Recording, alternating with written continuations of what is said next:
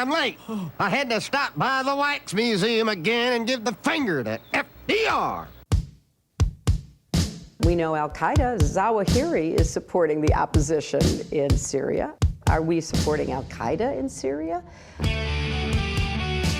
it's a proud day for America. And by God, we've kicked Vietnam syndrome once and for all. Thank you very, very much. I say it again, you've been had. You've been took. You've been hoodwinked. These witnesses are trying to simply deny things that just about everybody else accepts as fact. We came, we saw, we died. Well, we ain't killing their army, but we killing them. We be on CNN like, say our name, bitch, say it 3 times.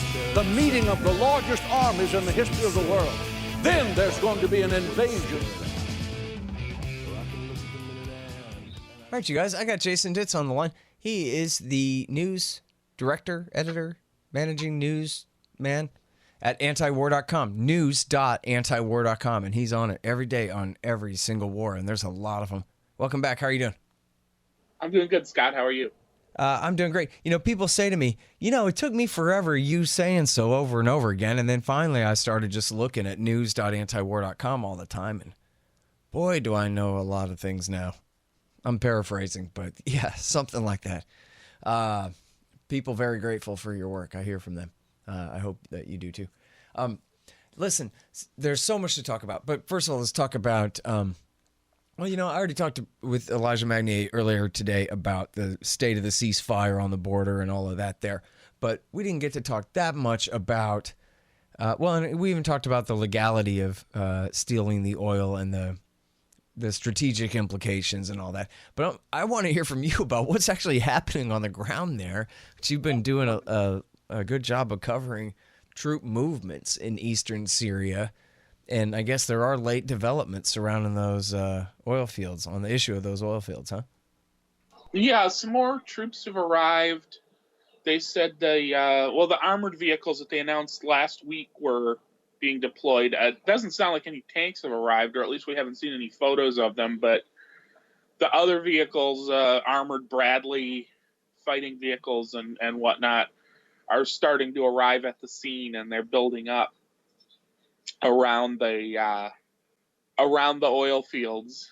And then, it sounds like that's going to be a pretty long-term venture, at least from President Trump's perspective of we're going to keep this oil.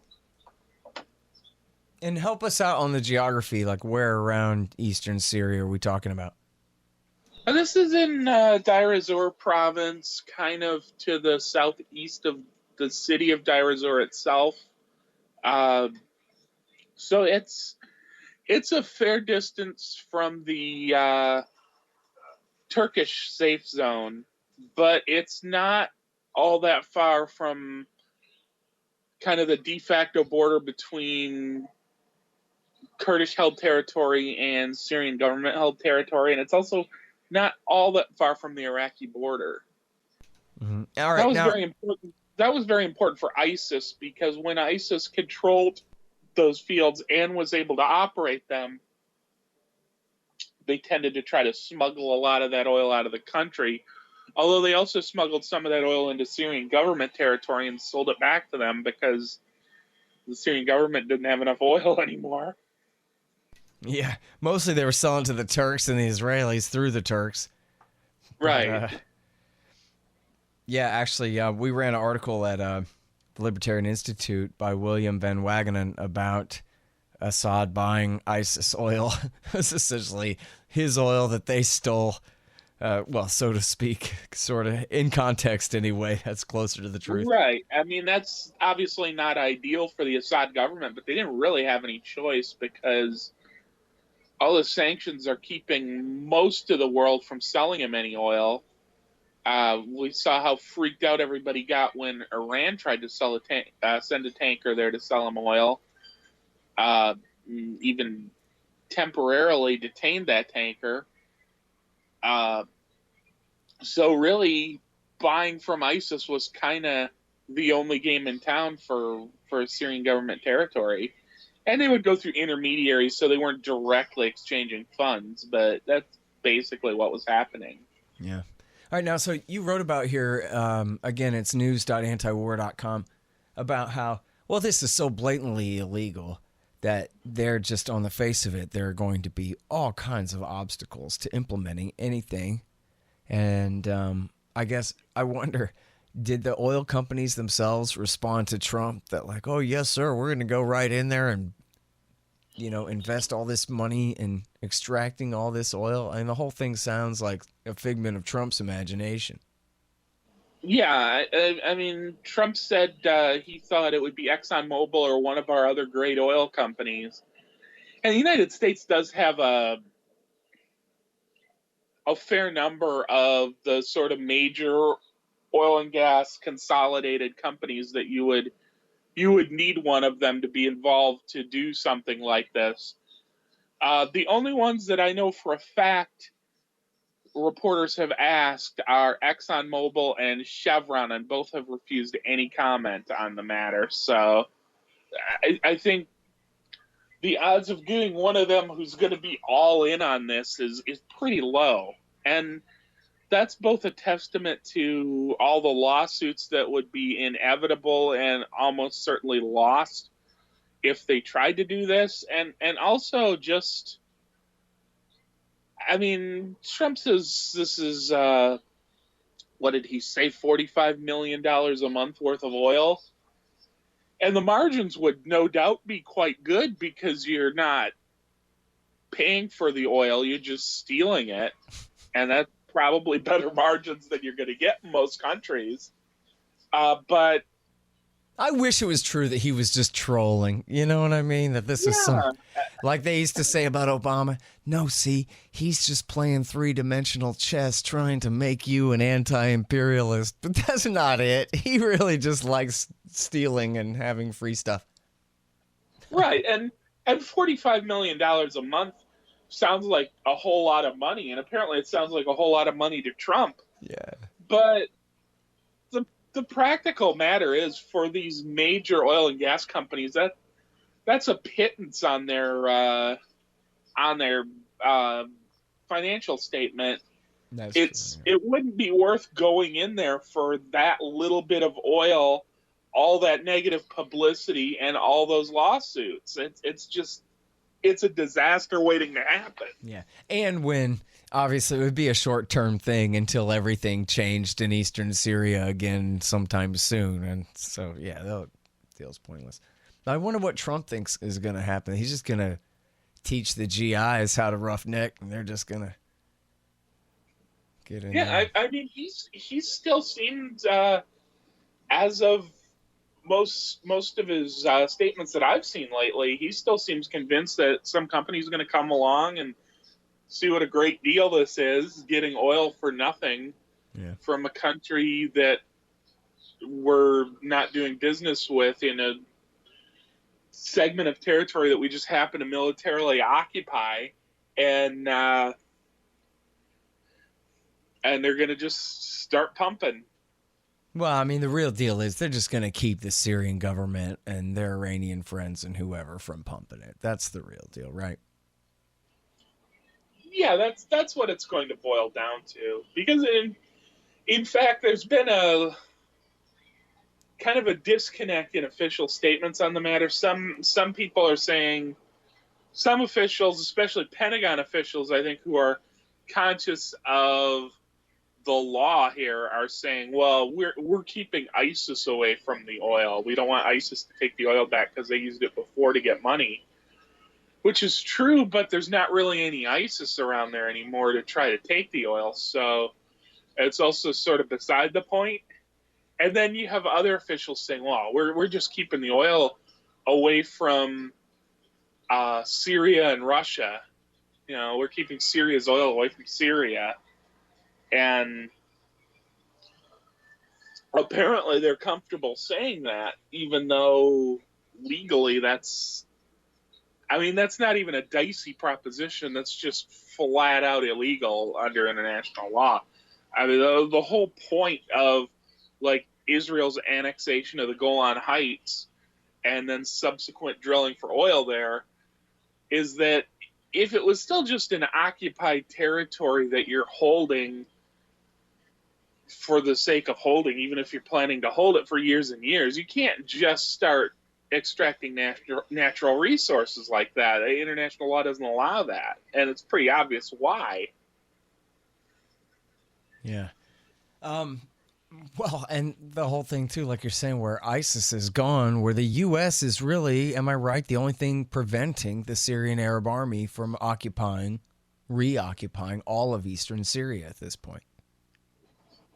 Yeah, I mean, the Kurds are there, but I don't think the Kurds are practically presenting any obstacle from the Syrian government, especially when it comes to oil fields in southern Kurdish territory, because, of course, they've got bigger things to worry about in the north with the Turkish invasion.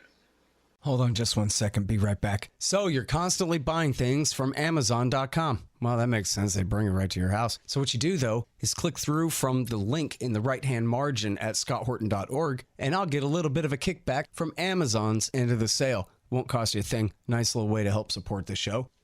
Again, that's right there in the margin at scotthorton.org.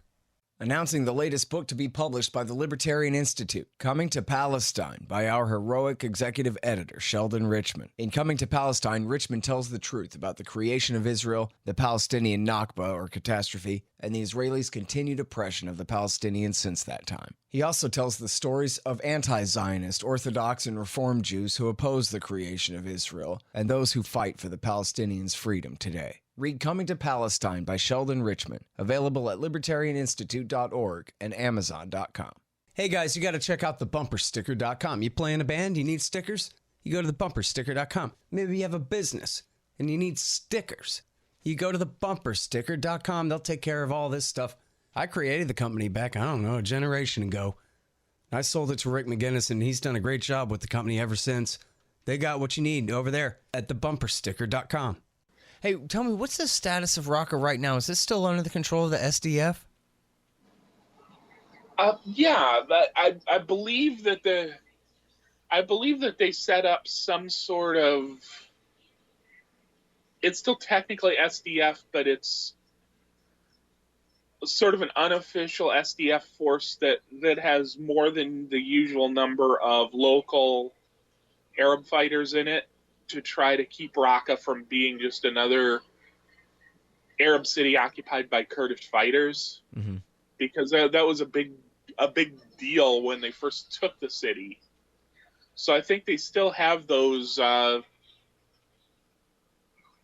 sort of paramilitaries of the SDF fighting there that are still effectively led by the Kurds, but have more local representation. Mm-hmm.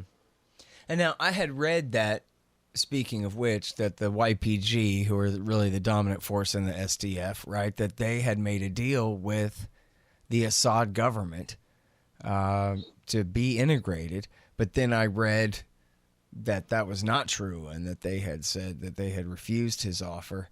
And that also raises the whole question of, what about the Arab members of the SDF? Are they more likely to go and side with the FSA and al-Nusra, or they're more likely to go over to the Syrian Arab Army? I think they're probably more likely to go to the Syrian Arab Army, if only because a lot of them were living in ISIS-controlled parts of Syria at one point, and saw what that led to, and were resisting ISIS. So I joined think up the Kurds to fight against them, right? Yeah. Yeah, I think they're more inclined toward looking to return to a sense of normalcy. As far as the Kurds merging their forces into the Syrian army,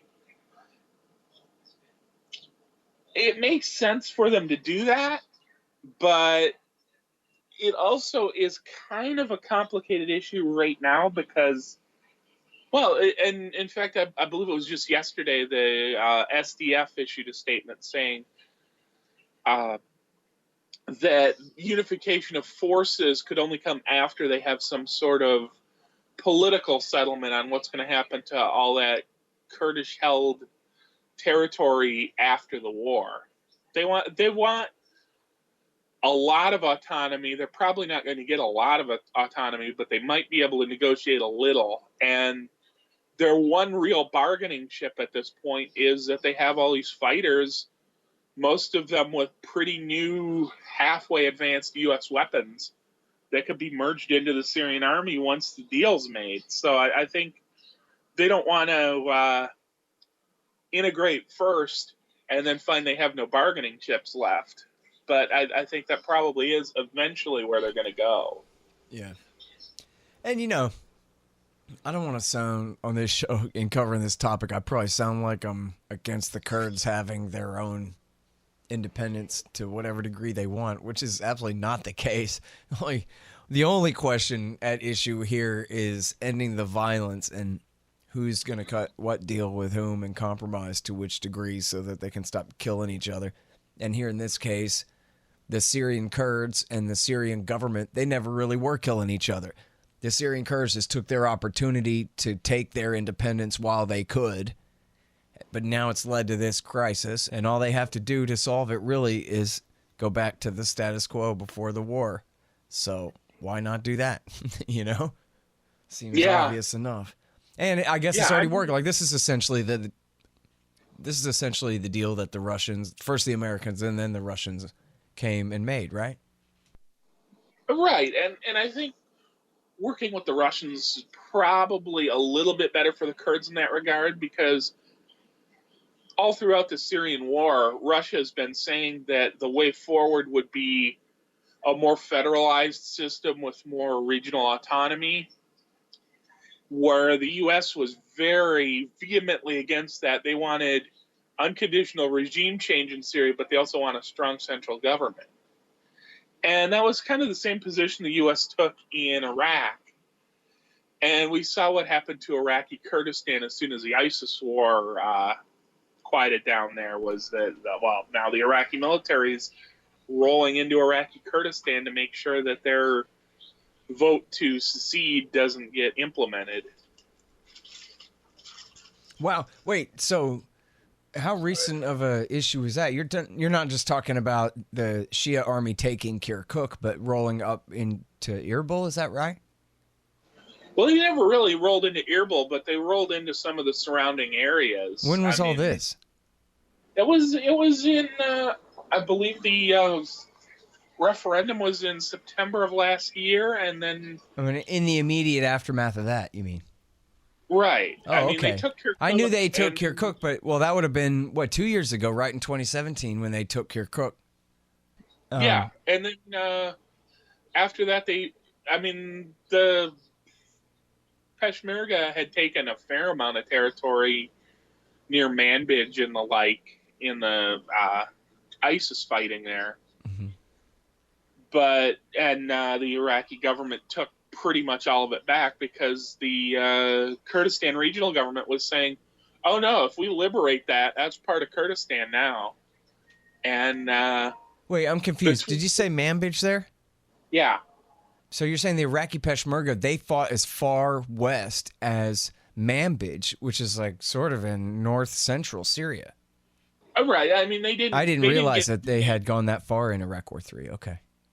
Yeah, they didn't get to Manbij, but they got quite close. In fact, that was a fairly big issue when they were trying to evacuate Manbij during the Iraqi offensive, was that a lot of the refugees coming out of the city were trying to flee toward Kurdish territory, and the Kurds were so close, and they were holding all the roads heading in that direction, and they were saying, well, we don't want all these refugees, so they were keeping them out of that area.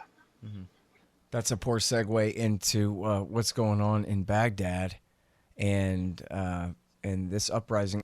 I had read some quotes of some Sunnis. I don't know how representative this is, saying, hey, we're keeping our heads down here. We can't say anything without them calling us ISIS, so we're staying out of it. But meanwhile, there's major, confrontations going on, protests and people killed, and major faction fights within the Iraqi government, and competing claims of whether the prime minister is going to resign or not. Badr versus Sadr. No, Badr allied with Sadr and then not. Badr breaking with Skiri. Go ahead. Yeah, the Badr Brigade's political leadership temporarily announced earlier this week that they were allying with Sadr to take down the government, which I don't understand why the government didn't immediately collapse once they said that, because those two are,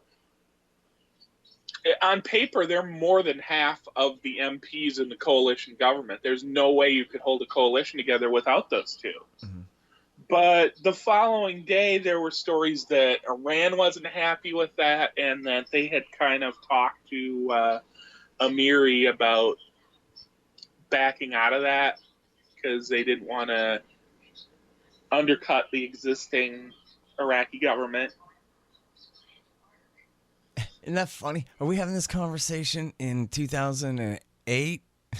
Or wait, first, are we having this conversation in 2005 about Jafari? Or are we having this conversation in 2008 about Maliki? Or 2010 about Maliki? Or this has been the whole war since Iraq War II began, and it's still going on. Is America and Iran supporting either Dawa or Skiri against the Iraqi nationalist Muqtada al-Sadr, who would rather get along with the Sunnis and kick America and Iran both out? Right, and the reality is the Sunni Arabs don't have, I mean, right now there's a Sunni Arab party that's part of the coalition. They probably would be a fairly easy one to pull out of the coalition if there was a serious attempt to force new elections and everything, but they certainly couldn't topple a government by themselves. They're just not politically powerful enough. And a lot of that's because the recent voting has come amid ISIS wars when a lot of people were refugees and there were a lot of places deemed unsafe to have votes in Sunni Arab territory. So they're even less represented than they usually are right now. And, I mean, the way it's been basically since the U.S. arrived is that the Shiites are such a dominant force that it really just matters which Shiites get together to form a government. And this current government, Adel Abdel Mahdi, the current prime minister, was not the first choice of anybody. I mean, he probably was not the second or third choice of anybody. He was the eventual compromise choice once everybody had sort of gotten sick of arguing and said, okay, we need somebody that everyone will at least put up with. And he was the guy. And now they're not so much putting up with him. And with the public uprising, it seems like it would be fairly easy to just get rid of him, except that there's no obvious someone else to take that position. Mm-hmm. And now, but am I right? Was I oversimplifying, or is it really right that the Americans agree with Iran that they would rather keep this guy from the Supreme Islamic Council? I mean, if Sadr's against him, then I figure America's for him. Although there were rumors that kind of all of this had started over an American-backed coup attempt where this military leader, this general, was sacked on rumors that he was going to work with the Americans to overthrow al-Mahdi now, sorry. So I don't know if there was any truth to that. The fact that Sadr is, for forcing this guy out makes it sound like the American position must be the opposite of that, but I don't know. It would seem like it would be, but the U.S. government's largely stayed out of this so far. I think, again, because there's not an obvious successor, either a Sadrist successor that the U.S. feels like they have to oppose, or some other officially Shiite but kind of cynically opportunist Maliki type that could replace him that the U.S. might feel like they could buy off easier. So I think, Iran is more worried about near-term stability, I think, chiefly because they want to keep that bridge of militia fighters out of Iraq going into Syria if need be. I think for the U.S. right now, they're not all that worried what happens near term in Iraq, so long as its long-term stability is not at risk. Hey guys, Scott here. I got some books you should read. The War State by Mike Swanson, a great history of the early Cold War. No Dev, No Ops, No IT by Hussein Badakhshani. How to run your computer business like a good libertarian. Oh yeah, and don't forget Fool's Errand, Time to End the War in Afghanistan by me. Hey y'all, here's the thing. Donate $100 to the Scott Horton Show, and you can get a QR code commodity disc as my gift to you. It's a 1-ounce silver disc with a QR code on the back. You take a picture of it with your phone, and it gives you the instant spot price and lets you know what that ounce of silver is worth on the market in Federal Reserve notes in real time. It's the future of currency in the past too. CommodityDiscs.com, or just go to scotthorton.org/donate. Hey guys, you probably need a new website. A lot of people do. What you need to do then is go to expanddesigns.com. The great Harley Abbott and his team over at expanddesigns.com, they'll hook you up with a great new website for 2019. And in fact, what you really should do is type in expanddesigns.com/Scott, and you'll save $500. All right, now switching gears for a second here. Can you give us an update on the war in Yemen? Well, there was another ceasefire in and around Hodeidah, which is, of course, the aid port, which is the sole source of all humanitarian aid into northern Yemen, and broadly the sole source of food for almost the entire country. That ceasefire's been holding. There really hasn't been a lot of fighting against the Houthi movement, although every once in a while we'll still get a story where Saudi Arabian airplanes blew up a vehicle and killed 5 civilians or something like that, because that's just always going on. And most of the stories lately in Yemen are about the negotiated settlement in the south between the UAE-backed separatists and the Saudi-backed government, which isn't going great. The UAE's pulled out of Aden, and the Saudis have arrived in Aden, although so far they're confining their activities to military bases in the city. But the separatists have not let any of the government officials back in to take any of the government buildings in Aden. And they're saying the reason for that is because the government, under this deal to settle the fighting in Aden, they were supposed to get a power sharing structure where the separatists would be given some important positions within the Yemeni government. And the Hadi government, as has been the case with pretty much every deal Saudi Arabia has made since the Yemen war began, just stonewalls, never gives up anything, and expects everything will eventually work out without them having to give up anything. And it's really, it's kept that half of the settlement for Aden from making any progress. Yeah, and now the air campaign against Sana, or Sada for that matter, is for right now suspended? No, it's continuing. We don't see as much as had been going on before. What we hear is, as always, not good. It's always Saudi Arabia blew up a bus or blew up this car and killed 5 civilians. That was a very recent story. They said there was a man, 2 women, and 2 children were killed. Or they'll hit a house that was in some remote part of Sada, and it's like why they were even hitting that house was never apparent. And the Saudis will basically just say no comment and pretend it never happened. But, I mean, they're not completely stopped. There's still planes in the air. Every once in a while, they'll still hit something, although it's rarely anything that would have been worth hitting. But, yeah, I mean, militarily, they're not making any progress in the north. So I'm not sure why the flights are still going. Yeah, money. You know. Yeah. There was actually footage of congressional testimony from Vietnam where they were bombing Laos. I'm almost positive it was Laos in this instance. And they asked the base commander, yeah, but how come you kept bombing them all through the summer or whatever it was? And he says, well, I mean, they kept sending me bombs, so I had to get rid of them. I couldn't just let the inventory build up.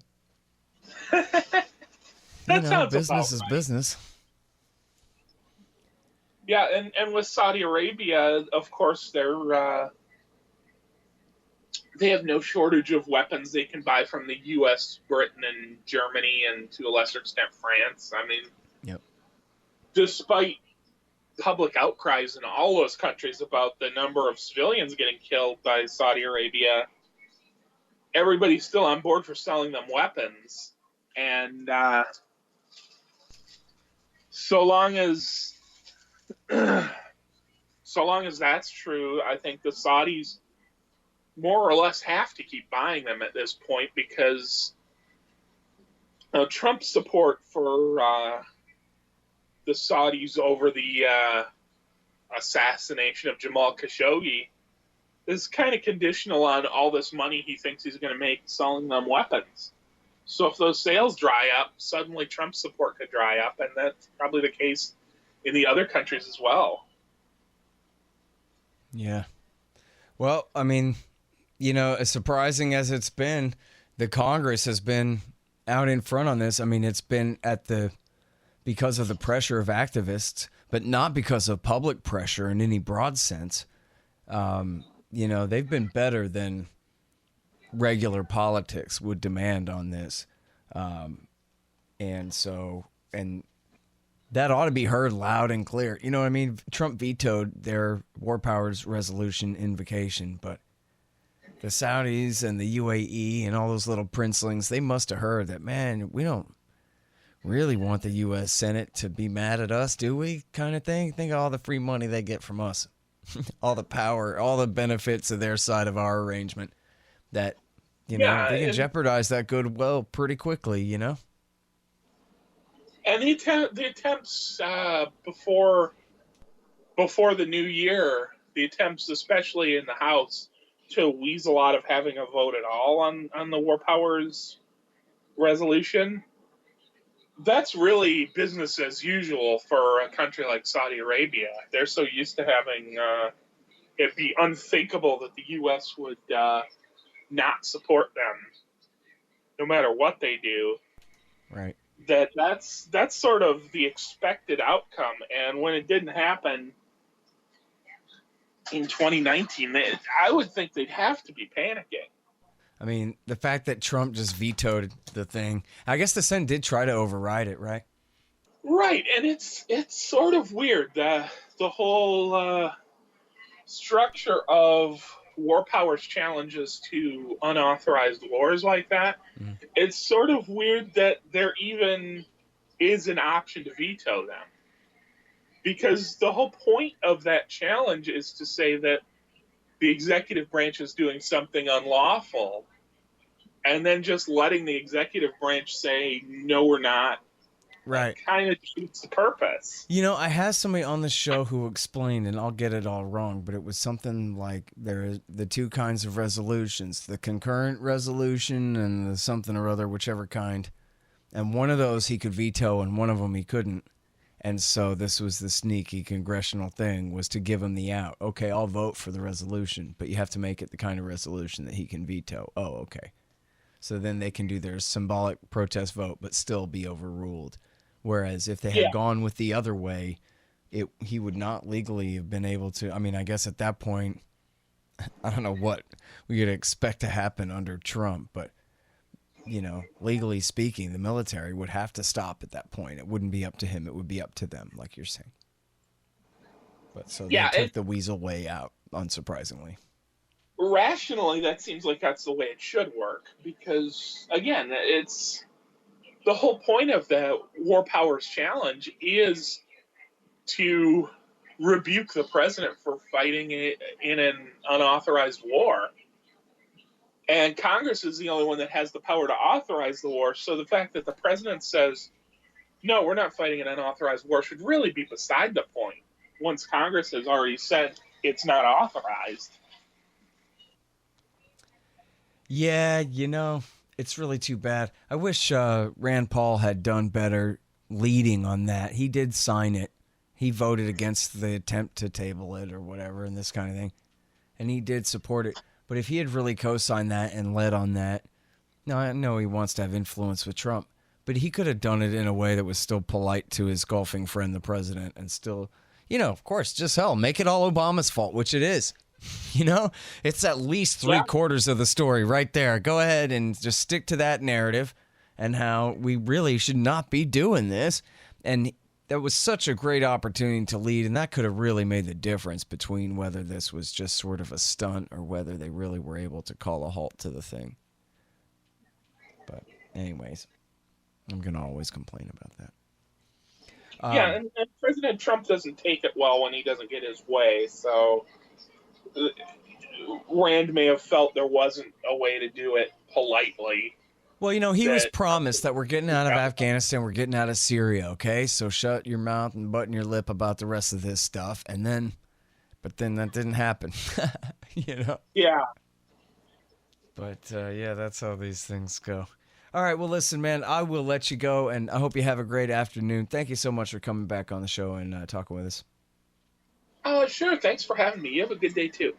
All right, you guys, that is the great Jason Ditz. He is the managing news editor of antiwar.com. That's news.antiwar.com. All right, y'all, thanks. Find me at libertarianinstitute.org, at scotthorton.org, antiwar.com, and reddit.com/Scott Horton Show. Oh, yeah, and read my book, Fool's Errand, Time to End the War in Afghanistan, at foolserrand.us.